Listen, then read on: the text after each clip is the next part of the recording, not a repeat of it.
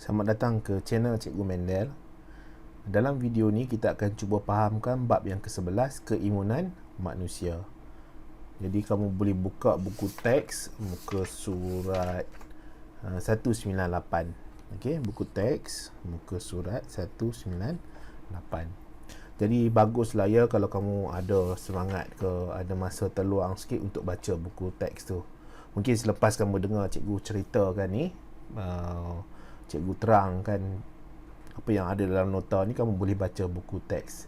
Jadi buku teks ni cikgu ulang lagi sekali lah. Jadi semua maklumat yang ada buku teks ni sepatutnya dia betul lah kalau berbanding dengan nota cikgu ni. Jadi kalau kamu rasa nampak ada maklumat yang salah tu, buku teks lagi betul lah ya. Buku teks lagi betul. Jadi kita tengok apa yang ada dalam ni. Pertahanan badan. Jadi kalau kat Malaysia ni kita ada sistem pertahanan kan. Jadi kita ada tentera laut, tentera darat, tentera udara yang akan mempertahankan negara daripada musuh-musuh luar. Jadi contohnya musuhnya apa? Mungkin ada lanun ke? Lanun sampai sekarang ada lagi ya. Orang-orang yang melakukan rompakan kepada kapal-kapal. Okay? Kadang-kadang laluan-laluan lautan yang bahaya. Jadi dia ada lanun lagi. Jadi tentera laut kemungkinan akan gunakan seluruh strategi, seluruh senjata-senjata yang ada, kecekapan yang ada, skill yang ada untuk memastikan lanun-lanun ni tak mengganggu penduduk di dalam negara ni. Okey. Jadi pertahanan badan, pertahanan lah, sistem pertahanan. Jadi pertahanan badan pun sama juga. Dia melibatkan sistem untuk memelihara tubuh badan daripada diganggu oleh musuh-musuh yang berkemungkinan akan merosakkan sistem yang ada, merosakkan tubuh badan, menyebabkan sakit, menyebabkan penyakit. Jadi macam mana kita nak tahu kita sakit? Kita rasa tak selesa. Sakit ni pastinya lah kita rasa tak selesa. Kita nak makan, kita tak lalu, kita nak tidur, kita tak boleh nak lena, badan kita panas, kepala kita rasa berat, kita nak berjalan, kita tak larat, tak ada tenaga. Jadi sakit ni sesuatu yang tidak enak lah, tidak selesa dan tidak bagus sebenarnya untuk tubuh badan. Sebab apa? Sebab fungsi-fungsi yang ada tu terganggu. Itu pengenalan sedikit lah tentang pertahanan. Jadi pertahanan badan ni melibatkan sistem pertahanan badan bertindak apabila patogen jangkiti badan. Ada perkataan patogen ni. Jadi sebenarnya kamu dah pernah belajar sebenarnya patogen ni, tapi diulang balik patogen tu apa. Jadi patogen ni apa? Patogen adalah mikroorganisma penyebab penyakit. Jadi mikroorganisma penyebab penyakit. Contohnya kita ada bakteria, virus, parasit. Jadi kita boleh umumkan panggilan dia sebagai patogen. Okey, jadi patogen ni dia boleh menyebabkan penyakit. Dia boleh mengganggu sistem-sistem yang ada dalam badan, mengganggu sel-sel untuk berfungsi. Jadi ini sesuatu yang tak elok lah. Jadi sekarang ni kita ada sistem pertahanan badan nak memastikan patogen ni pertama sekali tak boleh masuk. Kita punya border apa bahasa Melayu? Kita ada lapisan yang akan memelihara akan memastikan patogen ni tak boleh merentas masuk ke dalam tubuh badan. Jadi kita ada pertahanan di situ. Kemudian kalau dia masuk juga, dia ada juga strategi macam mana nak memusnahkan bakteria, memusnahkan patogen ni. Ada pula teknik-teknik dia. Kemudian kalau tak boleh juga, dia ada askar yang lebih hebat lah untuk cuba musnahkan patogen ni. Dan kalau tak boleh juga, bermasalah lah kepada manusia tu, dia akan menyebabkan sakit. Jadi sebenarnya tubuh badan kita ni dah ada keupayaan dia sendiri.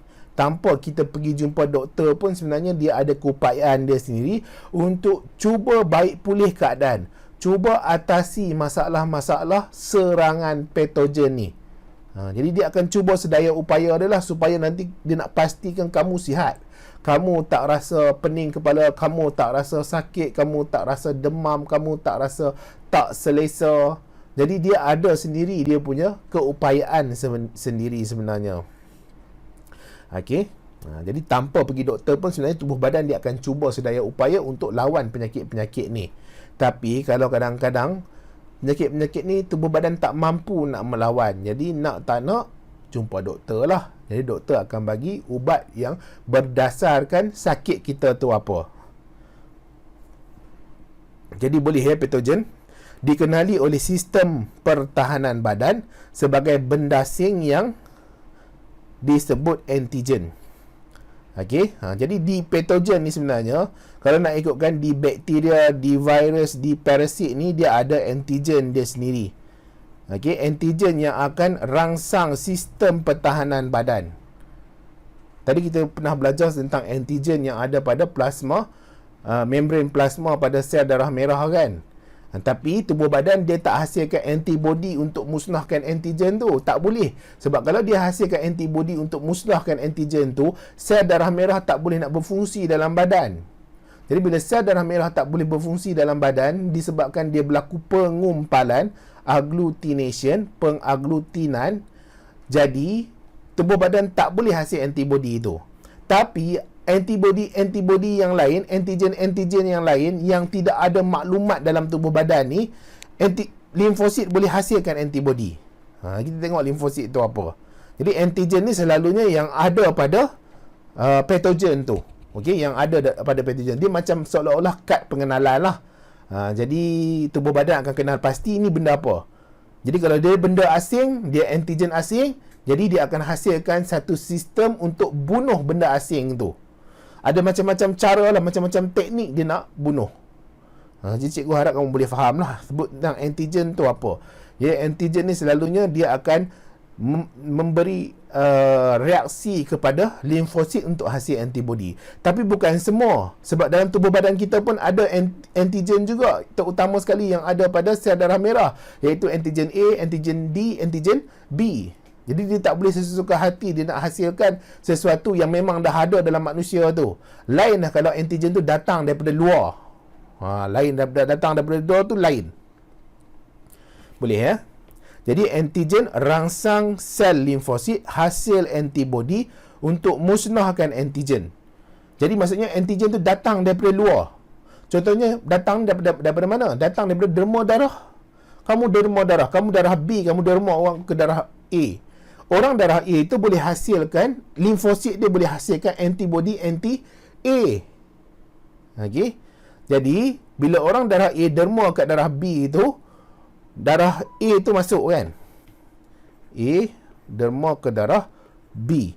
Jadi, B ni ada dia boleh hasilkan antibody anti-A yang boleh musnahkan antigen A ni melalui proses pengaglutinan. Jadi tak boleh derma orang darah A tak boleh derma ke B, tak sesuai darah dia tu. Sebab tubuh badan tu akan memusnahkan. Seterusnya interaksi antara antibody dan antigen menyebabkan antigen musnah, dikenali sebagai gerak balas keimunan. Jadi keadaan di mana antibody ni pergi dan musnahkan sel darah merah A ni atau musnahkan patogen dikenali sebagai gerak balas keimunan. Okey, dikenali sebagai gerak balas keimunan. Jadi ini adalah perang dia lah. Dia punya war against the antigen, unknown antigen. Okey. Seterusnya, keimunan ialah keupayaan badan untuk lawan penyakit. Jadi bila sebut tentang keimunan, apa benda keimunan ni? Kamu imun terhadap sesuatu, keimunan, iaitu tubuh badan ni dia ada keupayaan untuk lawan penyakit tu. Okay, dia ada tentera-tentera dia yang boleh memusnahkan patogen-patogen yang membawa penyakit ni. Okay. Sekarang ni kita pergi kepada terdapat 3 barisan pertahanan untuk lawan penyakit dalam badan yang terdiri daripada barisan pertahanan yang pertama. Okay, first layer of defense. Kemudian barisan pertahanan kedua, ni second layer. Kemudian kita ada barisan pertahanan ketiga. Jadi nampak tak, tubuh badan ni sini dia ada 3 lapisan untuk halang patogen-patogen ni, untuk halang patogen-patogen ni daripada memusnahkan, menyebabkan penyakit dalam tubuh badan. Jadi 3 barisan pertahanan ni, barisan pertama, kedua dan ketiga. Jadi bukan semudah itulah patogen-patogen ni nak merosakkan, mengganggu sistem tubuh badan. Sekarang ni kita masuk kepada barisan pertahanan yang pertama. Jadi di bawah ni lah barisan pertahanan yang pertama. Jadi ini dalam muka surat 200, buku teks ya, KSSM. Cikgu ulang balik lah ya. Baguslah kalau kamu boleh baca buku teks ni ya. Mungkin lepas video ni ke, cuba baca sekali lalu dalam buku teks tu apa yang dia ceritakan. Sebab ayat ni kadang-kadang dia bagus membantu kita dalam kita nak bina ayat nanti untuk jawab soalan struktur dan esei. Jadi barisan pertahanan yang pertama terdiri daripada barisan fizikal dan kimia. Barisan fizikal dan kimia. Kimia ni kalau kita sebut tentang kimia ni, dia melibatkan bahan kimia. Dia melibatkan mungkin cecair ke, mungkin larutan-larutan tertentu ke, mungkin tindak balas kimia ke. Fizikal ni selalunya dia melibatkan fizik lah, daya ke kan, tolakan ke, tarikan ke, pecahan ke, pergerakan ke, itu fizikal. Jadi dia ada yang melibatkan fizikal, yang melibatkan kimia. Dan untuk barisan pertahanan pertama ni, dia tidak spesifik. Maksudnya semua jenis patogen, tak kira lah dia fungi ke, dia nematod ke, dia cacing ke, dia mikroorganisma ke, bakteria ke, fungi ke, dia akan cuba halang daripada masuk ke tubuh badan. Dia tak nak benda-benda yang berbahaya, berkemungkinan membahayakan tubuh badan ni masuk ke dalam badan. You are not allowed. Okay? Dia akan halang. Dia tak kira siapa saja, spesies apa saja, bentuk macam mana sahaja, tak boleh masuk. Okay, dia akan halang. Jadi dia tidak spesifik. Dia akan halang patogen masuk ke dalam badan. Okey. Jadi kita ada enzim. Jadi ini secara kimia lah enzim. Bahan kimia. Jadi enzim ni dinamakan sebagai enzim lisozim. Jadi ini kamu akan dengar banyak kali nanti. Enzim lisozim ni. Jadi enzim lisozim ni ada di mana? Di air mata. Jadi di air mata kamu tu ada enzim lisozim. Jadi kalau ada bakteria yang termasuk dalam kamu punya mata tu, di ruangan mata kamu akan ada pengeluaran rembesan air mata. Air mata tu ada enzim lisozim yang ada keupayaan untuk mencernakan patogen ni, untuk memusnahkan patogen ni. Kemudian ada juga hingus. Jadi hingus kamu tu, manusia lah kan, kita cerita tentang manusia. Jadi sebab tu kalau kadang-kadang kamu tak sihat, kamu batuk ke, demam ke, kadang hingus tu banyak, kahak tu banyak. Sebab apa? Sebab tubuh badan hasilkan untuk dia lawan dengan patogen-patogen ni. Untuk pastikan bakteria-bakteria ni mungkin banyak di salur pernafasan dan dia dihapuskan, dimusnahkan oleh enzim lisozim yang ada pada hingus. Kemudian air liur. Jadi air liur ni pun ada enzim lisozim dengan keupayaan untuk membunuh mikroorganisma yang kemungkinan ada dalam makanan.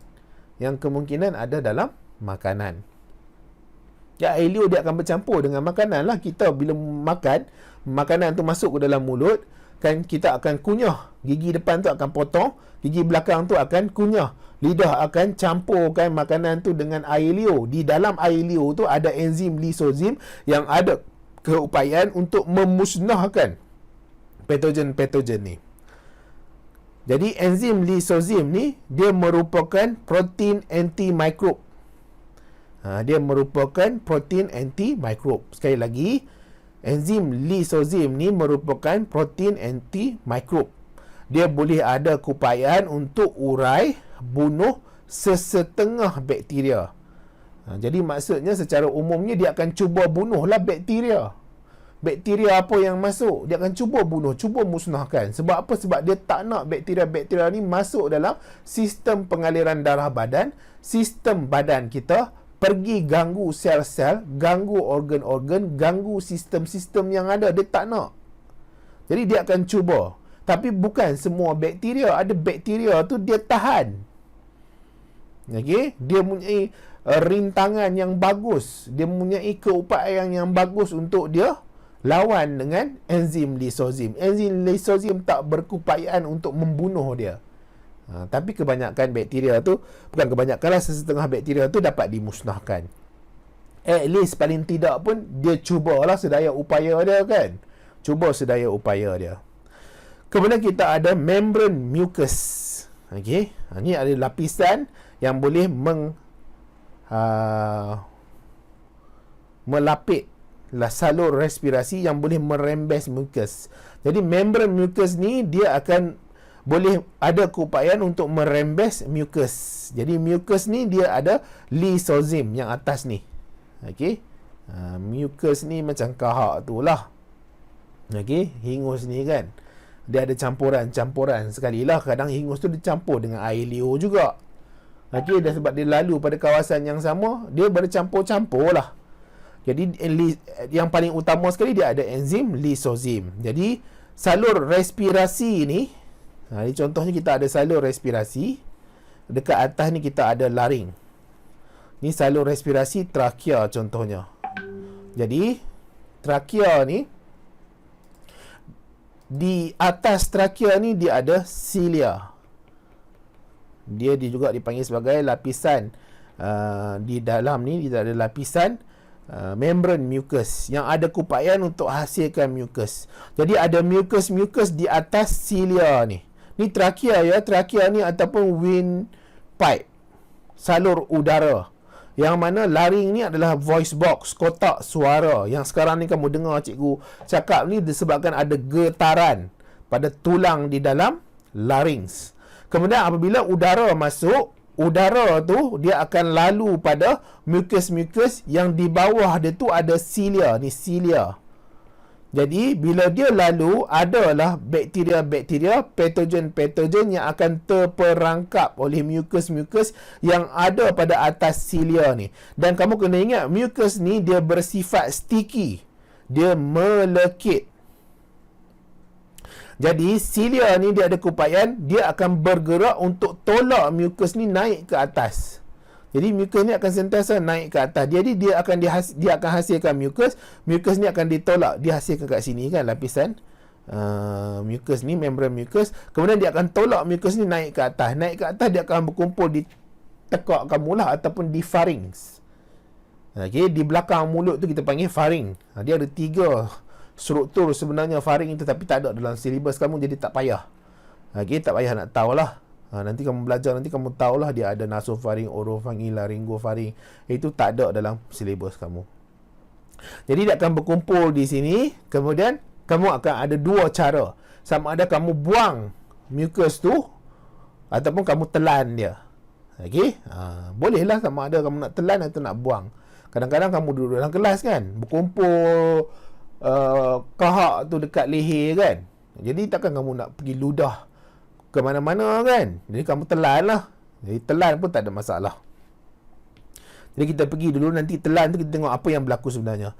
Mucus adalah benda yang melekit, cikgu dah cerita tadi. Kemudian HCl. HCl, hydrochloric acid ni ada dekat mana?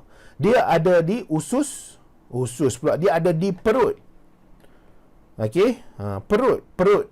Jadi kita ada esophagus, kemudian ada perut.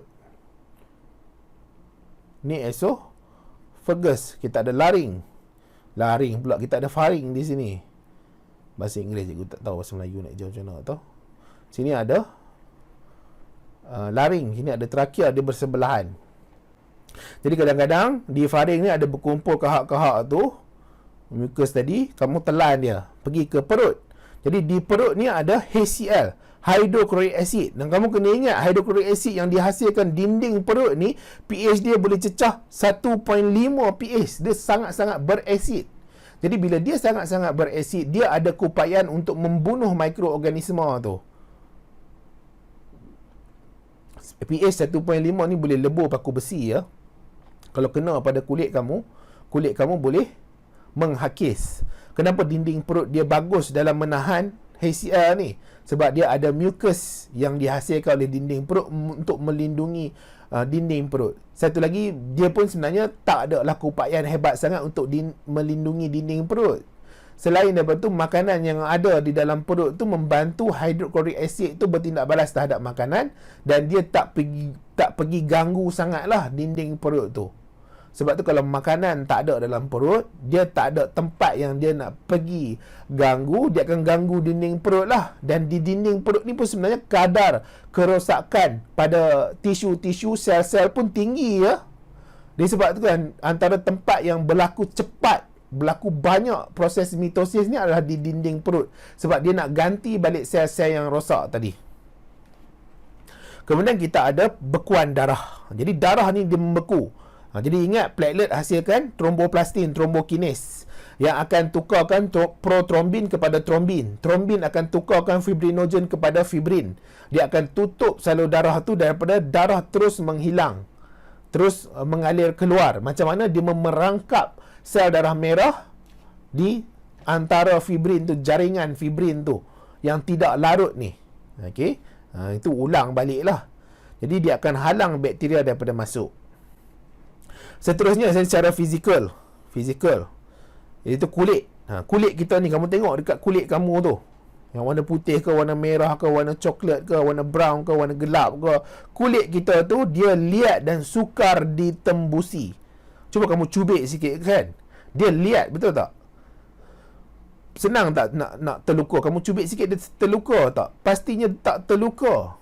Dan terluka ni disebabkan dia bergeser, dia berhentak dengan satu lapisan yang kasar, yang menyebabkan kulit tu mungkin terluka, salur darah tu terbuka. Okey, dia liat dan sukar ditembusi. Bukan sesuka hati dia boleh terluka, tak. Itu untuk kebanyakan manusia lah. Kita tak cerita penyakit-penyakit yang rare ni. Contohnya macam ada penyakit tu, tak salah cikgu, butterfly skin. Kulit dia tu dia senang menghakis, dia senang rosak. Jadi dia kehidupan dia tu sentiasa dalam kesakitan. Jadi cikgu harap tak ada siapa-siapa lah kena penyakit tu. Kalau ada, cikgu doakan kamu kuat lah. Cikgu tengok dokumentari tu rasa sedih lah ya. Kita rasa sedih, kita rasa minta Tuhan pemudahkanlah jalan hidup dia. Okey, dia hidup sentiasa berada dalam keadaan kesakitan. Kita ni duduk kan, kamu dengar cikgu cakap ni, kamu rasa selesa, duduk ada kipas, ada apa ni, boleh nampak, kita rasa selesa. Tapi ada setengah orang dia tak diberi keselesaan tu. Dia hidup penuh cabaran. Jadi kulit, penanggalan lapisan sel mati berterusan. Jadi kulit kita ni dia adalah ada penanggalan, maksudnya dia akan buang sel-sel mati itu, dan dia akan sentiasa dalam keadaan yang cepat berlaku pembahagian sel atau mitosis untuk dia menyusahkan pertumbuhan mikroorganisma. Okey, sebab tu ada setengah orang dia percaya yang kita ni tak perlu sabun badan ni.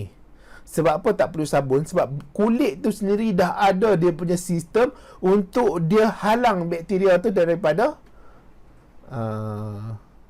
ganggu kulit kita, ataupun membiak pada kulit kita, bertumbuh pada kulit kita. Itu pandangan dia lah. Cikgu tak tahulah secara saintifiknya macam mana. Tapi kita guna sabun tu kadang-kadang sebab kita kotor kan, kita berlumpur, berpeluh, dan kadang-kadang kita pegang sesuatu benda yang kita tak tahu kita pegang yang mana. Kemungkinan yang kita pegang tu ada bakteria, ada mikroorganisma. Jadi dengan adanya gunanya sabun tu, sabun ni ada keupayaan untuk bunuh lebih daripada, tak salah cikgu, 99% bakteria yang ada. Even sekarang ni ada coronavirus disease tu, sabun ni antara yang paling bagus sekali berbanding dengan sanitizer tu, hand sanitizer. Sebab hand sanitizer Kalau tangan kita kotor, kita guna hand sanitizer, kotoran tu dia tak pergi mengalir pergi ke tempat lain. Dia masih ada lagi di tangan kita sebab dia hanya bunuh bakteria. Tapi kalau kita guna sabun, kita sabunkan tangan kita, kita alirkan pada air yang mengalir, kotoran tu akan menghilang daripada tangan kita. Jadi dia tak sama. Yang paling bagus sekali adalah sabun lah. Okey. Jadi pastikan kamu mandi sabun badan. Sabunlah seluruh tempat yang ada. Kemudian kita ada di kulit juga rembesan sebum. Jadi sebum ni dia seolah-olah yang menyebabkan kulit tu berminyak. Kadang-kadang kita tengah hari kan, kita pegang muka kita berminyak. Dia kalau minyak banyak sangat pun tak bagus sangat. Kalau tak ada pun tak bagus juga. Jadi kenapa dia berminyak ni? Dengan adanya pelindungan minyak ni, dia akan halang patogen ni untuk tumbuh di kulit kita. Jadi patogen, mikroorganisme, penyakit-penyakit ni dia tak boleh tumbuh dekat kulit. Itu secara umumnya lah. Secara umumnya dia akan cuba melindungi kulit-kulit. Tapi kadang-kadang ada juga jenis-jenis yang bakteria-bakteria, patogen-patogen yang dia ada upaya untuk tetap dapat hidup atas kulit. Contohnya macam kurak, panau. Okay. Ada macam-macam lagi lah. Kemudian di peluh pula, peluh ni adalah dirembes oleh kelenjar peluh. Sebab ni dirembes oleh kelenjar sebaceous. Peluh mengandungi enzim lisozim. Sekali lagi enzim lisozim. Okey, jadi enzim lisozim ni memang sangat-sangat penting. Even dalam neutrophil, dalam proses fagositosis, enzim lisozim ni ada di dalam lisosom. Organel yang ada dalam sel tu yang boleh memusnahkan sel yang mati, memusnahkan patogen-patogen yang masuk ke dalam badan. Okey, itu adalah barisan pertahanan yang pertama. Jadi sekarang ni kita akan cuba cuba fahamkan barisan pertahanan yang kedua.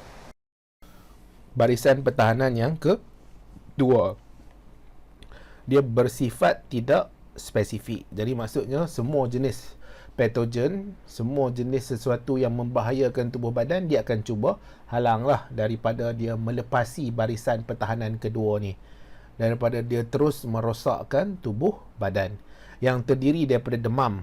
Jadi demam ni akan menambahkan aktiviti fagosit. Dia menambahkan aktiviti fagosit. Fagosit ni kan ada dua jenis. Sebelum ni kita ada belajar tentang sel darah putih kan, iaitu melibatkan neutrofil dengan monosit. Jadi neutrofil monosit ni menjalankan fagositosis. Neutrofil ni dia kuantiti dia banyak, ya, dia mempunyai kuantiti yang banyak, dia askar biasa yang banyak lah. Monosit ni dia askar yang lagi special sedikit, dia sedikit tetapi dia mempunyai kuasa yang agak bagus, senjata yang agak bagus berbanding dengan neutrofil yang atas ni. Okey, dia lagi bagus. Jadi fagositosis adalah proses pemakanan. Fagosit adalah sel yang menjalankan fagositosis. Sekali lagi ya, fagosit adalah sel yang menjalankan fagositosis. Yang menjalankan fagositosis kita ada neutrofil dan monosit. Kedua-dua ni kita panggil sebagai fagosit. Kamu boleh panggil dia sebagai fagosit. Kamu jangan sebut kedua-dua ni adalah fagositosis. Fagositosis adalah proses pemakanan. Macam mana dia makan bakteria tu, macam mana dia makan patogen tu, dan kemudian dia musnahkan patogen di dalam sitoplasma dia. Boleh beza ya, fagosit dengan fagositosis. Kemudian kita ada keradangan, adalah barisan pertahanan yang kedua, keradangan. Radang. Jadi kita pergi secara spesifik dulu kepada fagositosis, kemudian barulah kita masuk kepada keradangan. Jadi apa yang ada dalam fagositosis ni? Kita ada sel fagosit, iaitu neutrofil dan monosit. Jadi kalau kamu ingat lagi dalam bab kedua tu, kita ada belajar tentang ameba.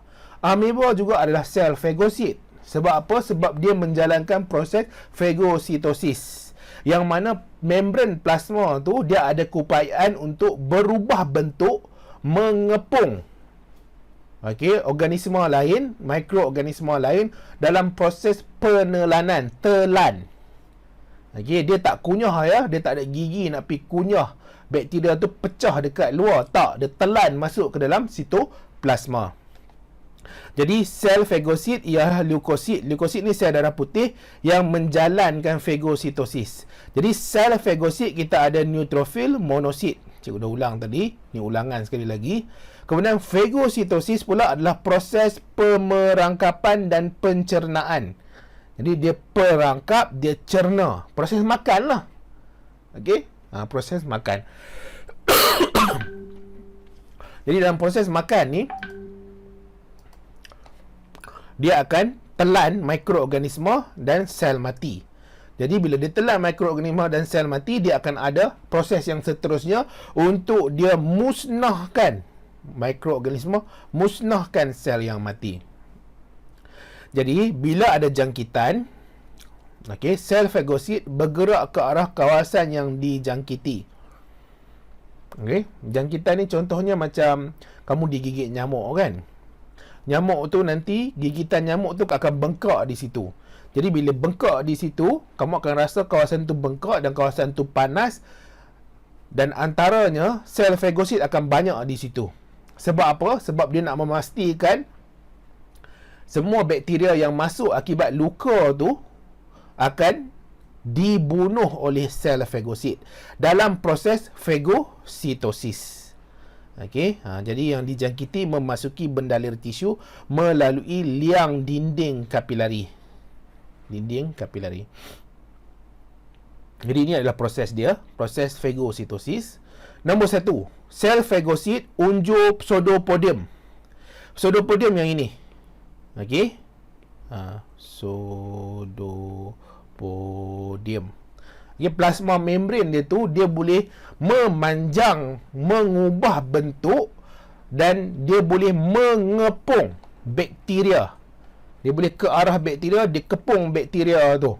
Kemudian dia tolak sedikit demi sedikit sehinggalah bakteria tu ditelan masuk. Sehinggalah bakteria tu ditelan masuk ke dalam sitoplasma. Jadi kalau bahasa Melayu, kita panggil pseudopodium. Pseudopodium tu maksudnya satu lah. Kalau dia ada banyak cabang-cabang, membran ni membran plasma ya. Membran plasma, kamu jangan duk rasa benda lain pula, dia membran plasma. Jadi membran plasma ni boleh memanjangkan dia punya membran tu dan dia kepung bakteria. Bila dia panjangkan tu, dia akan membentuk force feet, kaki palsu, tangan palsu, yang seolah-olah untuk kepung bakteria ni. Jadi dia akan ada proses penelanan lah. Okey, boleh dipanggil sebagai satu ni pseudopodium. Kalau bahasa Inggeris dia ada plural. Jadi kalau plural ni dia A, dia bukan UM. A tu pseudopodia. Kemudian nombor 2, dua di sini ni, dua di sini, bakteria ditelan membentuk fagosom. Jadi bakteria yang ditelan tu akan membentuk fagosom. Jadi kita panggil bakteria yang ditelan ni sebagai fagosom. Fagosom akan bergabung dengan lisosom. Jadi yang hitam cikgu bulatkan ni adalah lysosom. Lysosom kan ada, okey, dalam sel. Yang kamu dah belajar waktu bab yang kedua. Jadi rembes lisozim ke dalam fagosom. Jadi sekarang ni nampak dia gabung, dia pergi dan dia gabung dengan fagosom. Ni fagosom, dia gabung dengan fagosom. Kemudian dia lepaskan yang bintik-bintik itu, lisozim. Dia lepaskan lisozim ke arah fagosom. Dia lepaskan, dia rembeskan lisozim ke arah fagosom. Dia tak susah sangat kan? Dia direct saja dia punya penerangan dia tu. Pertama masuk ke dalam sel fagosit, sama ada neutrofil atau monosit. Kemudian bila dah masuk, kita panggil dia sebagai fagosom. Kita tak panggil dah bakteria kat dia. Jadi fagosom nanti akan bergabung dengan lisosom. Bila dia bergabung, lisosom akan rembes dan bagi dekat dia lisozim. Lisozim kita dah belajar dalam barisan pertahanan yang pertama, enzim lisozim. Okey. Kemudian nombor 4, bakteria dimusnahkan oleh lisozim. Okey, dimusnahkan oleh lisozim. Nampak tak? Kamu nampak tak? Dia pecah-pecah kan? Dia lysis. Okey, dia lysis, dia breakdown. Seterusnya nombor 5, fagosit singkir sisa mikroorganisma ke luar sel. Jadi dia keluarkanlah sisa mikroorganisma ni ke luar sel. Kita pergi pula kepada keradangan. Keradangan ialah satu gerak balas pantas memusnahkan dan meneutral tindakan bahaya mikroorganisma dan toksin peringkat awal jangkitan. Jadi keradangan ni dia satu gerak balas pantas. Okey, memusnahkan, meneutral. Jadi dia memusnah, meneutral tindakan bahaya mikroorganisma dan toksin peringkat awal jangkitan. Jadi ada bahagian radang, bahagian pada keradangan tu kita boleh nampak dia bengkak, merah dan berasa sakit. Okey, sekali lagi bahagian radang tu kita boleh lihat melalui ciri-ciri dia iaitu bengkak, merah, berasa sakit. Jadi gerak balas keradangan ni dia ada dalam muka surat 203. Kamu boleh baca, boleh tengok lah. Dekat situ dia cantik sikit kan. Sebab apa dia cantik sikit? Sebab ada paku tu dia tercucuk pada kulit. Tercucuk pada kulit menyebabkan ada kerosakan kepada sel-sel tisu-tisu yang rosak tu. Jadi tisu yang rosak tu akan hasilkan histamin. Jadi kalau kamu rajin, kamu lukislah sikit. Lukis ikut yang ada dalam buku teks muka surat 203. Okey, boleh ya. Jadi sebab benda ni tak complicated sangat tu cikgu tak lukis. Kan ada, kalau kamu beli buku ni, muka surat yang sebelah ni kan kosong. Jadi kamu boleh tambah apa saja maklumat, lukisan apa sahaja yang kamu boleh lukis bagi menarik lah. Kenapa kita buat bagi menarik? Supaya kita seronok nak baca. Kita seronok nak buka, nak tengok, nak ulang kaji, nak berkali-kali kita ulang. Jadi kita tak ada rasa terbeban. Kalau kita buat sesuatu tu kita rasa tak seronok, kita akan rasa terbeban dan masa tu dia berjalan sangat-sangat lambat dan kita rasa terseksa. Tapi kalau kita rasa benda tu seronok, benda tu menggembirakan, dia tidaklah terlalu tertekan. Jadi kita tak ada masalah untuk ulang banyak kali. Jadi tisu rosak akan hasilkan histamin. Sebagai contoh yang ada paku tu. Jadi histamin akan rangsang gerak balas keradangan. Histamin akan menyebabkan kapilari darah bengkak pula, kembang. Okey, lebih banyak darah mengalir ke kawasan jangkitan. Histamin akan meningkatkan ketelapan kapilari darah terhadap sel fagosit. Apa maksud ketelapan kapilari darah ni? Maksudnya sel fagosit tu akan senang nak bergerak, pergi ke mana dia nak pergi. Okey. Dekat kapilari darah ni. Jadi sel fagosit, kita ada sel fagosit iaitu neutrofil dan monosit. Jadi maksudnya neutrofil, monosit ni dia boleh keluar dan masuk dekat kapilari darah tu. Jadi sel fagosit dan faktor pembeku kumpul di tempat jangkitan. Sebab apa? Ada luka. Bila ada luka, platelet tu akan hasilkan trombokines atau tromboplastin, iaitu faktor pembeku. Okey, dia akan hasilkan faktor pembeku ni. Kemudian mekanisme pembekuan darah berlaku, sel fagosit pula akan menjalankan fagositosis. Sekali lagi ya, cikgu ulang sekali lagi dengan harapan kita dapat ulang dan boleh fahamkanlah. Kita ada luka. Luka ni kamu terpijak paku. Jadi bila terpijak paku, paku tu akan rosakkan sel. Rosakkan tisu yang bahagian yang terkena, yang tercucuk paku tu. Pada waktu yang sama, dia juga akan menyebabkan salur darah terbuka. Luka pada salur darah. Jadi sel-sel yang rosak ni akan hasilkan histamin. Histamin ni akan rangsang gerak balas keradangan, iaitu menyebabkan kapilari darah kembang. Jadi bila kapilari darah kembang, lebih banyak darah akan mengalir ke kawasan jangkitan. Jangkitan ni sebab apa? Sebab kemungkinan ada bakteria yang masuk, disebabkan salur darah tu terbuka, sel tu rosak, tisu tu rosak, disebabkan tercucuk paku tadi. Terutama sekali kalau paku karat lah. Jadi histamin akan menyebabkan meningkatkan ketelapan kapilari darah. Jadi bila ketelapan kapilari darah ni meningkat, sel fagosit ni senang dia nak bergerak, dia nak banyak di tempat tu. Bila sel fagosit banyak di tempat tu, dia boleh bertindak balas terhadap bakteria-bakteria yang masuk, yang asalnya daripada paku tadi tu, yang di luar tu. Okey, jadi sel fagosit, kemudian ada faktor pembeku di tempat jangkitan. Faktor pembeku ni dihasilkan oleh platelet lah. Jadi platelet akan hasilkan faktor pembeku. Tak salah cikgu, adalah tromboplastin atau trombokinase. Kemudian mekanisme pembekuan darah akan berlaku. Sel fagosit akan jalankan fagositosis. Jadi ini adalah keradangan. Jadi maksudnya, walaupun dia dah tembus kulit tu adalah barisan pertahanan yang pertama. Dia dah tembus. Sekarang ni dia terpaksa kena menghadap barisan pertahanan yang kedua, di mana di sini ada proses keradangan, iaitu penghasilan histamin, dan juga proses fagositosis. Jadi bakteria-bakteria yang dapat ceroboh masuk ni akan ada tindak balas terhadap barisan pertahanan yang kedua. Di tubuh badan akan cuba juga sedaya upaya untuk pastikan mereka ni tak dapat terus hidup. Sekarang ni kita cuba fahamkan barisan pertahanan yang ketiga. Apa maksud barisan pertahanan ketiga ni?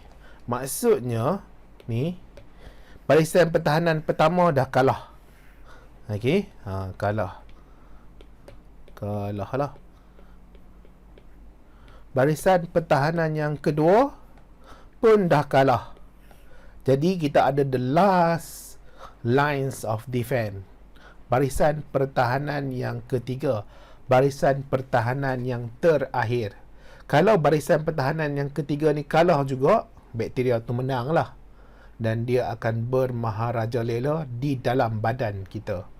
Jadi kita tak naklah benda tu berlaku, sebab dia akan menyebabkan penyakit, menyebabkan kesakitan, menyebabkan rasa tak selesa. Jadi kita tak nak. Jadi kita cuba baca sikit apa yang ada dalam nota ni. Gerak balas keimunan oleh sel limfosit. Jadi dia melibatkan sel limfosit. Terbesar lah pula kan, sel limfosit. Tadi kita tengok sel fagosit, iaitu neutrophil monosit. Sekarang ni kita pergi kepada sel limfosit. Sel limfosit. Sel limfosit terbentuk di nodus limfa hasil antibody. Okey, antibody bersifat spesifik. Nodus limfa kita dah belajar ni dalam bab yang sebelum ni, bab ke-10. Jadi antibody bersifat spesifik. Maksudnya dia penyakit-penyakit tertentu sahaja yang dia akan musnahkan. Sebagai contoh, kita ada belajar sebelum ni tentang antigen. Jadi antigen A. Antigen A ni akan dimusnahkan oleh antibody anti-A. Dia hanya spesifik. Kalau antibody anti-B, dia takkan pergi musnah antigen A. Sebab apa? Sebab dia bersifat spesifik. Dia takkan musnahkan sesuatu yang tak sama dengan dia. Sel limfosit banyak terkumpul di nodus limfa untuk musnahkan antigen. Okey, dan kalau terlalu banyak sangat bakteria-bakteria ni di nodus limfa ni akan bengkak. Ini kadang-kadang kamu bila sakit, dia akan bengkak pada bahagian-bahagian celah-celah. Sebab bahagian celah-celah ni yang banyak nodus limfa. Di celah ketiak, di celah kelengkang, celah kaki kamu tu lah ya. Kelengkang apa, cikgu tak tahu apa sebutan dia, tak tahu. Dia akan bengkak. Kemudian makrofag juga terdapat dalam nodus limfa. Makrofag ni apa? Makrofag ni adalah monosit yang dah upgrade. Monosit dia dah upgrade. Dia dah jadi lagi bagus. Dia dah jadi lagi hebat. Okay, kalau kamu ambil taekwondo tu ada tali pinggang hitam kan. Kalau yang baru belajar tali pinggang putih je. Cikgu tak tahulah, cikgu tak pernah masuk pun taekwondo sukan-sukan ni. Jadi nak bagi tahu makrofag ni datang daripada monosit, juga terdapat dalam nodus limfa. Makrofag fagositosis bakteria, tisu mati dan benda asing. Kemudian limfosit ni dia ada limfosit T dengan limfosit B. Limfosit T ni akan serang sel-sel yang dijangkiti oleh patogen, yang akan rangsang sel limfosit B, hasilkan sel memory. Sekali lagi ya, limfosit T akan serang sel-sel yang dijangkiti oleh patogen, akan rangsang sel limfosit B untuk hasilkan sel memory. Jadi kita ada limfosit T yang akan pergi serang sel yang dijangkiti oleh patogen. Jadi sel tu kemungkinan dijangkiti oleh patogen. Patogen dah masuk ke dalam sel tu, dah membiak banyak di dalam sel tu. Kemudian bila limfosit T ni pergi musnahkan patogen ni dengan antibody, dengan dia hasilkan antibody tertentu, musnahkan patogen ni. Pada waktu yang sama, limfosit T ni akan rangsang sel limfosit B untuk hasilkan sel memory. Jadi sel memory ni akan ingat jenis patogen ni dan cara nak musnahkan dia. Sebab dia ada banyak cara nak musnahkan. Kalau kamu tengok sini tindakan antibody, dia ada pengaglutinan, peneutralan, pemendakan, pengopsoninan, penguraian. Jadi in total ada 5 jenis tindakan antibody. Jadi sel memory ni akan ingat macam mana nak musnahkan patogen ni. Kemungkinan menggunakan pengaglutinan. Jadi dia akan hasilkan antibody yang spesifik kepada senjata dia adalah pengaglutinan. Okay, jadi dia akan ingatlah, oh macam ni rupanya nak musnahkan patogen ni. Patogen yang tak guna masuk dalam badan ni. Jadi dia akan ingat. Di kemudian bila masuk lagi, cepat dia akan tindak balas, cepat dia akan hasilkan antibody supaya nanti patogen tu tak sempat nak membiak dengan banyak dan merosakkan sistem yang ada di dalam badan. Kita pergi terus kepada tindakan antibody. Yang ini dalam buku teks KSSM ni, biology, kamu boleh buka muka surat 204. Jadi dia punya lukisan tu mestilah lagi cantik daripada lukisan cikgu kan. Jadi cikgu ni dia amatur saja, okey, amateur, okey, amatur. Dia tak adalah sebagus profesional yang buat buku teks ni. Tapi cikgu cuba mudahkan buku teks dengan nota-nota ni. Kalau kamu tengok dalam bab ni ada lebih kurang 4 muka surat sahaja. Okey, dalam lebih kurang 4 muka surat. Kalau dalam nota ni dia banyak sikitlah muka surat dia. Jadi kita cuba ringkaskan supaya nanti kamu senang nak baca. Dan kita tengok dari pergi segi mind map tu, kita boleh nampak hubung kait antara satu sama lain. Itu harapan cikgu lah. Cikgu dulu pun waktu belajar pun buat sama juga, nota yang sama juga, teknik yang sama juga cikgu buat untuk cikgu punya persediaan lah untuk exam. Jadi kita pergi kepada tindakan antibody. Tindakan antibody. Jadi yang pertama kita ada pengaglutinan. Kamu boleh buka ya muka surat 204. Pengaglutinan kita ingat tadi dekat sel darah merah. Jadi kalau sel darah merah, darah B masuk ke darah A. Ingat ya, orang yang darah A ni, ulang balik ni banyak kali dah tentang darah ni. Orang B derma darah ke darah A. Orang yang darah A ni dia ada antigen A. Jadi tubuh badan dia boleh hasilkan antibody B. Sebab apa? Sebab dia tidak ada antigen B. Bila orang darah B ni derma darah ke darah A, orang yang darah B ni dia ada antigen B dekat sel darah merah dia. Jadi tubuh badan dia ada limfosit yang boleh hasilkan antibody anti-B dan pergi bertindak balas dengan darah B ni, sel darah merah B ni, yang menyebabkan pengaglutinan, pengumpalan. Jadi antibody ni akan gumpal bersama dengan patogen, akan bergumpal bersama dengan darah B ni. Jadi darah B ni takkan boleh berfungsi. Patogen sasaran mudah untuk perangkap dan musnah oleh sel fagosit. Jadi sel fagosit pun boleh datang. Jadi kita ada neutrofil, monosit, makrofag boleh datang dan musnahkan melalui proses pemakanan. Okey, pengaglutinan. Jadi kita ada dekat sini ni. Okey. Yang warna ni adalah antigen. Jadi yang ini adalah bakteria tu lah. Jadi dia ada antibody yang warna biru ni. Okey, antibody yang warna biru adalah antibody. Dia akan pergi, dia gumpalkan antara satu sel tu dengan satu sel lain. Gumpal pula satu sel dengan satu sel lain. Jadi sekarang ni dia dah kelompok duduk dekat sini.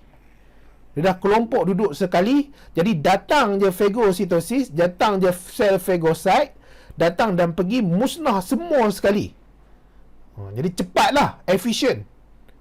Sebab apa? Sebab musuh duduk satu tempat. Dia tak berselerak sana satu, sini satu. Dia pun tak tahu nak serang macam mana. Jadi bila duduk satu tempat, bergumpal satu tempat, datang je satu fagosit, gerombolan fagosit, pergi serang, sekaligus dia dapat musnahkan semua yang ada tu.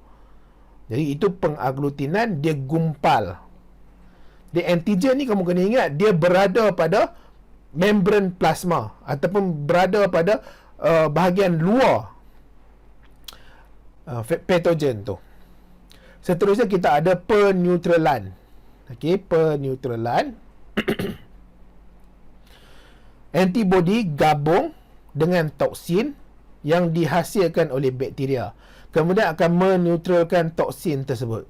Toksin ni dia racunlah kepada badan. Okey, dia boleh menyebabkan sel-sel mati, sel-sel tak boleh berfungsi. Sesuatu toksin lah. Okey, jadi antibody ni yang dihasilkan oleh limfosit akan bertindak sebagai peneutralan. Dia neutralkan. Jadi kalau kamu tengok kat sini, dia ada bentuk bintang ni. Jadi yang ini kita ada antibody. Yang di tengah ni adalah toksin. Jadi bila dia pergi dekat toksin tu, dia seolah-olah dia pergi pegang toksin tu. Dia melekat pada toksin tu, menyebabkan toksin tu jadi tak bahaya. Dia meneutralkan toksin tu. Dia adalah penerangan yang lagi detail, yang lagi lengkap macam mana keadaan antibody tu meneutralkan toksin tu. Tapi tak ada dalam silibus level kamu SPM biology ni. Jadi kamu ingat saja, dia meneutralkan toksin tu, maksudnya toksin tu daripada bahaya jadi tak bahaya. Toksin ni apa? Toksin ni yang dihasilkan oleh bakteria. Kemudian ada pemendakan. Antibody bertindak terhadap antigen. Okey, antibody bertindak terhadap antigen terlarut, membentuk satu kompleks yang larut, yang tidak larut. Dia macam tadi kita belajar tentang fibrinogen kepada fibrin kan. Dalam bentuk dia larut jadi tidak larut. Kemudian bila dia tidak larut, dia membentuk jaringan-jaringan. Yang ini pula antibody bertindak terhadap antigen yang terlarut ni. Dia dalam keadaan dia melarut. Apabila dia kena je dengan antibody ni, dia jadi tidak larut. Jadi bila dia jadi tidak larut, dia membentuk mendakan. Okey, dia membentuk mendakan. Dan semestinya akan memudahkan sel fagosit untuk pergi dan musnahkan. Okey, jadi kat sinilah. Jadi kita ada antibody ni antibody. Antibody sini adalah patogen antigen terlarut. Okey, antigen terlarut. Molekul antigen terlarut. Daripada keadaan dia terlarut, jadi dia tidak larut. Mudah untuk musnahkan oleh sel fagosit. Kemudian kita ada pongopsoninan. Antibody gabung dengan antigen sebagai penanda. Jadi antibody ni dia pergi dekat antigen tu, dia tanda antigen tu. Okey, jadi bila dia tanda antigen tu, sel fagosit tahulah, oh yang ini bahaya ni. Yang ni tak guna ni. Okey, minta maaf lah ya, ada call pula tiba-tiba tadi. Jadi cikgu sambunglah kat mana tadi tu, pongopsoninan. Okey, dia akan pergi dan tanda antigen tadi, kemudian dia akan mudah dikenal pasti oleh sel fagosit. Jadi kita tahulah bila kita duduk ramai-ramai ni, ada orang bantu kita bagi tahu yang ni musuh. Kamu jangan duduk dekat dengan dia. Jadi kita mudah nak kenal pasti musuh. Kita mudah nak melarikan diri. Jadi sel ni akan mudah untuk kenal. Jadi kalau kamu tengok dekat sini, ni. Dia keadaan ni. Kecilkan sikit. Yang hitam ni, yang itu adalah antibody. Yang ini adalah antigen. Jadi antibody tu pergi melekat dekat antigen yang menyebabkan dia sebagai penanda. Jadi yang ini adalah sel fagosit. Di sel fagosit tadi akan pergi telan lah patogen tadi. Seterusnya kita ada penguraian. Antibody gabung dengan bakteria yang akan menyebabkan penguraian dan bakteria tadi pecah. Okey, jadi bakteria tadi pecah. Sebagai contoh yang ini. Jadi ada antibody tadi tu bergabung dengan antigen yang menyebabkan patogen tadi pecah. Dia urai, dia musnah jadi cebisan, satu cebis yang lain. Okey. Jadi ini adalah tindakan antibody. Seterusnya kita pergi kepada jenis keimunan. Jadi jenis keimunan ni ada dua jenis. Yang pertama adalah keimunan aktif, yang kedua adalah keimunan pasif. Sekali lagi ya, keimunan aktif, keimunan pasif. Jadi untuk keimunan aktif, antibody hasil secara semula jadi oleh sel limfosit. Nampak tak perkataan semula jadi? Sekali lagi, secara semula jadi. Ni, secara semula jadi. Cikgu nak stres kat kamu. Secara semula jadi. Dia akan kekal jangka masa yang lama.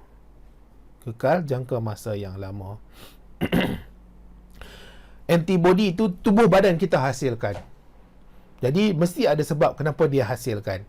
Ada sesuatu yang berlaku yang menyebabkan dia dihasilkan secara semula jadi. Tubuh badan kita yang akan cuba lawan dengan penyakit-penyakit yang masuk ni. Dia bukan antibody yang doktor suruh kita ambil, makan, dan antibiotik tu yang akan bunuh musuh-musuh ni, bunuh mikroorganisme ni. Tak. Okey. Jadi kalau dia secara semula jadi ni, dia akan kekal jangka masa yang lama.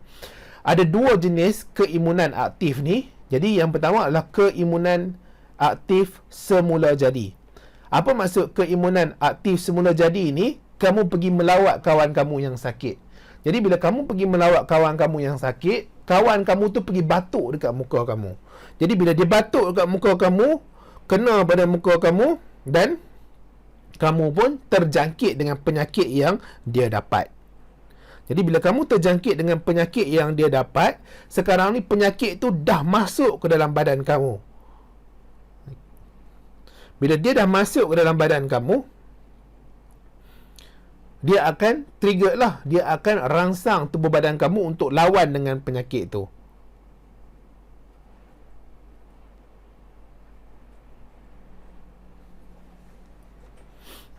Jadi kat sini dia tulis dijangkiti oleh patogen.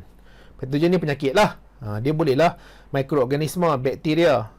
Sel limfosit akan hasilkan antibody. Pada waktu yang sama ada penghasilan sel memory. Apabila sembuh, keimunan akan kekal.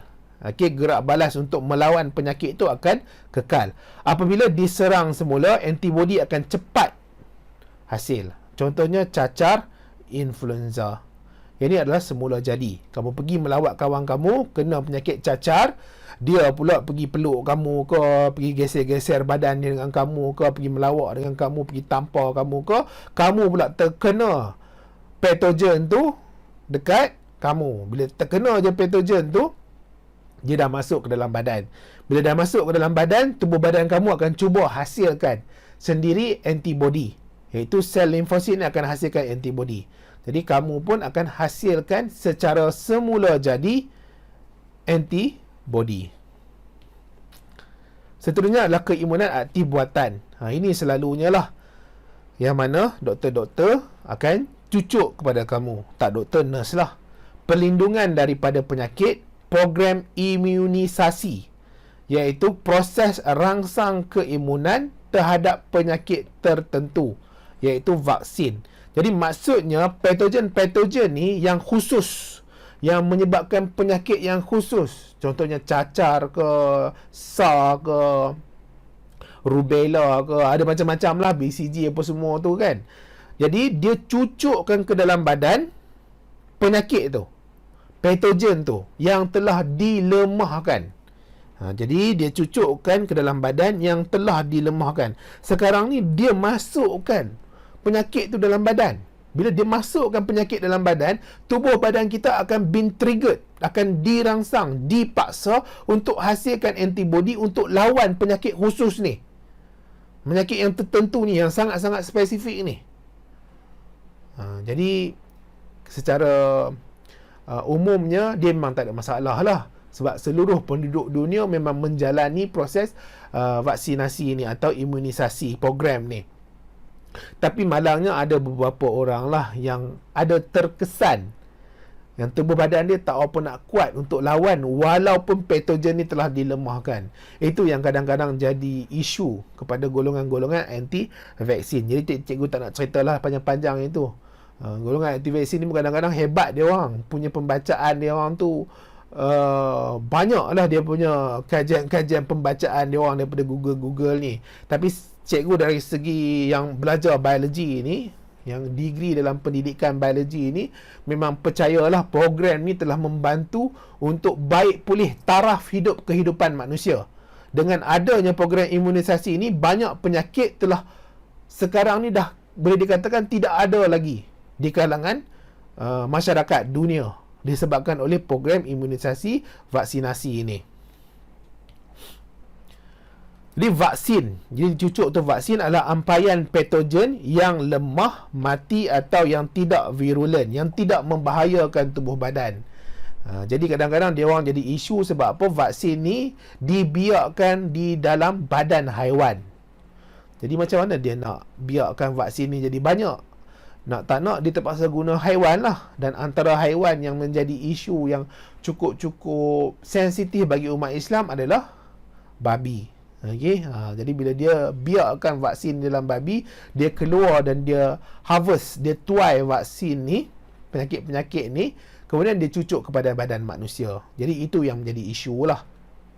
Cikgu tak nak cerita lebih lah tentang tu. Kalau kamu ada soalan tentang ni, boleh mesej cikgu atau tanya cikgu kamu kat sekolah lah. Jadi kita ada suntikan yang pertama, dia akan hasilkan antibody yang rendah. Suntikan kedua, dia ada sebagai dos penggalak. Contoh vaksin kita ada poliomyelitis, BCG, TB, HPV. Dia sangat-sangat khusus dia punya penyakit ya. Sangat-sangat khusus dia punya penyakit.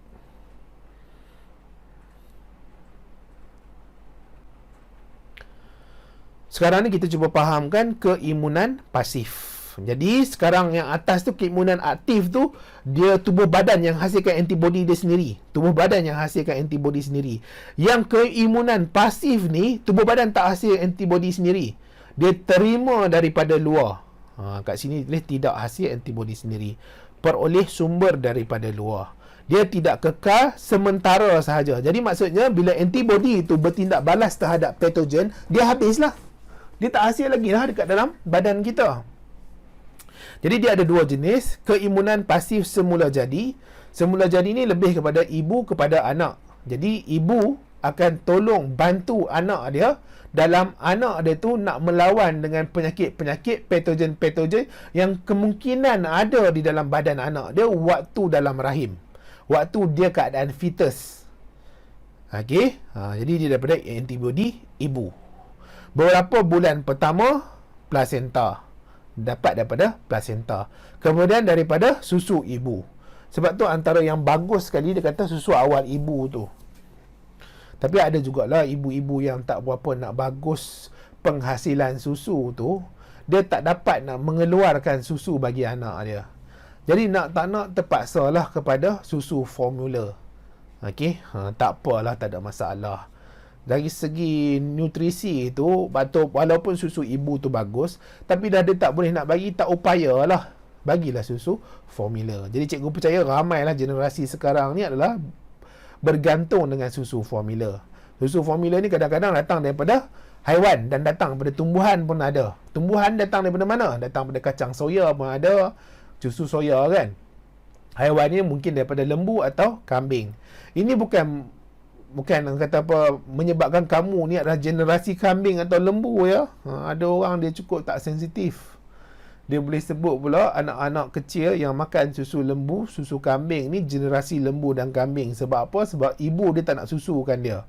Bukan ibu dia tak nak susukan. Kadang-kadang ibu tu bermasalah nak mengeluarkan susu tu.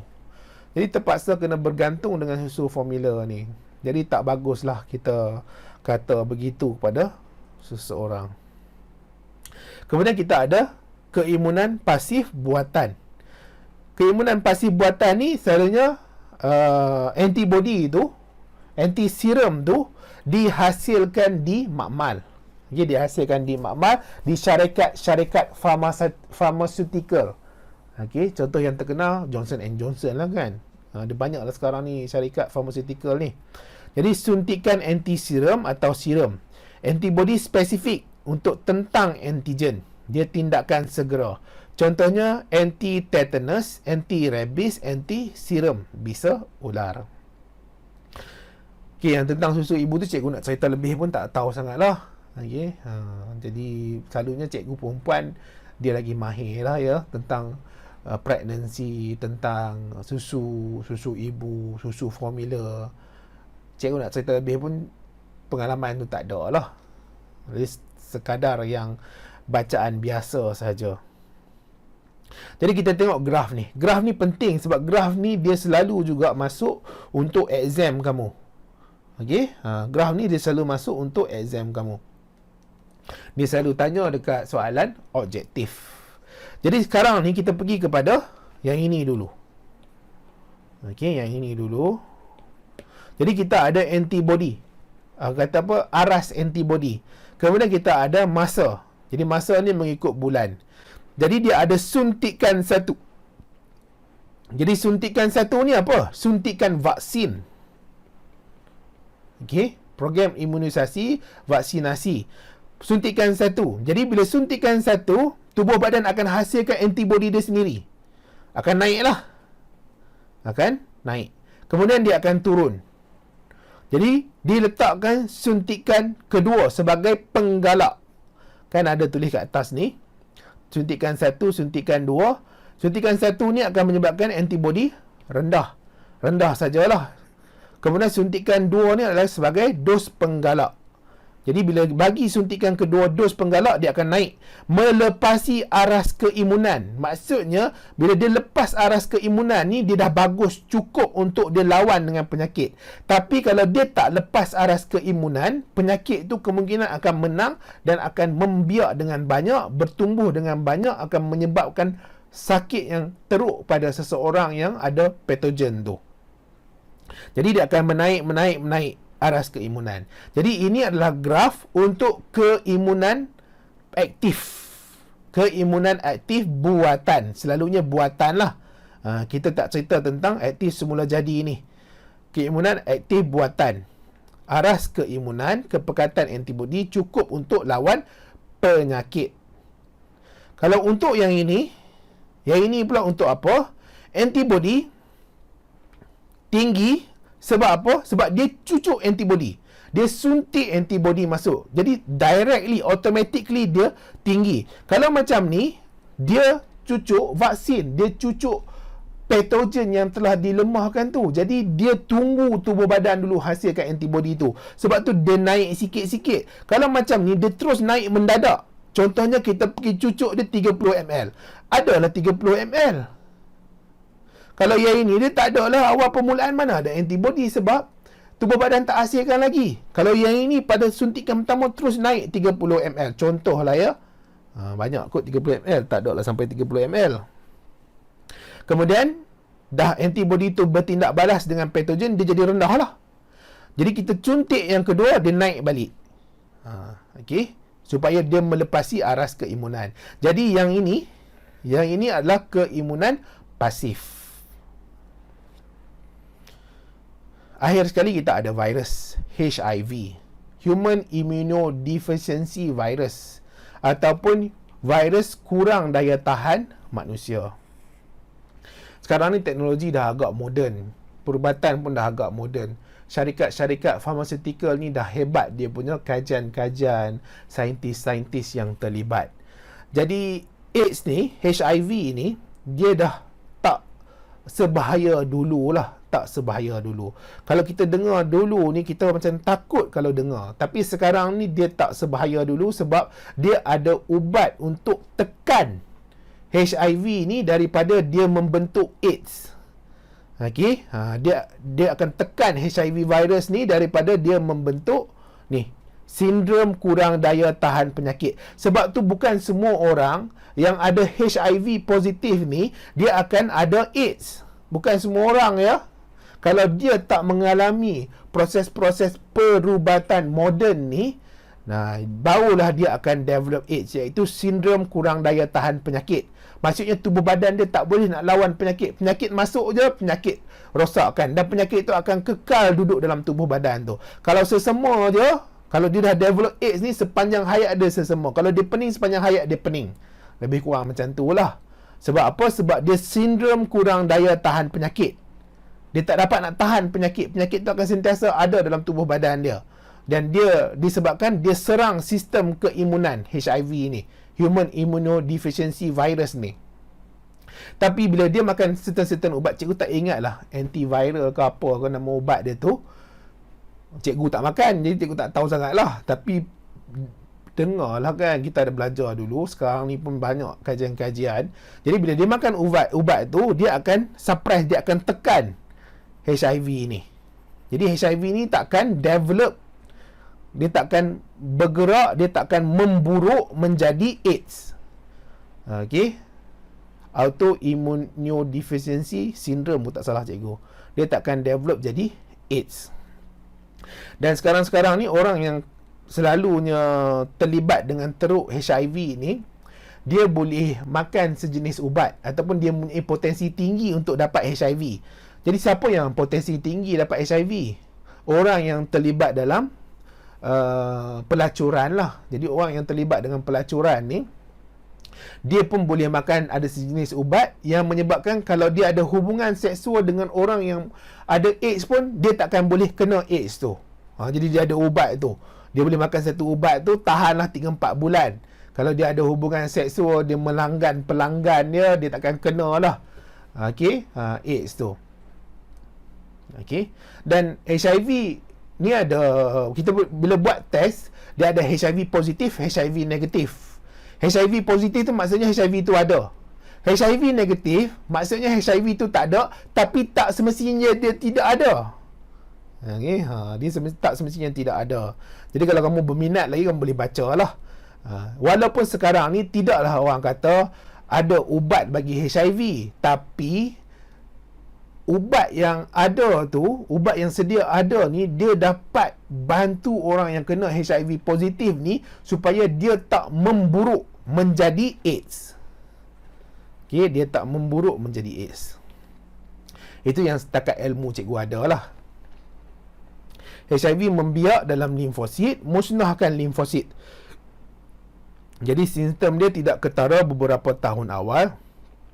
Dia akan ada cirit-birit kronik, jangkitan kulat 8 hingga ke 10 tahun. Sistem keimunan lumpuh, mati disebabkan penyakit lain. Jadi dia lambatlah nak mati ya. Kadang ada orang boleh hidup 40 tahun, 50 tahun, 30 tahun, 20 tahun. Lama dia boleh hidup. Yang ada orang kena tuberkulosis je, walaupun tuberkulosis tu ada ubat dia, kena seminggu habis, meninggal. Ada orang kena kanser, lama jugalah dia sengsara. Setahun lah, jadi meninggal. Jadi orang yang kena AIDS ni, dia jangka hayat dia kemungkinan lebih lama daripada orang yang kena kanser tu. Jadi cara penyebaran ni adalah pemindahan bendalir.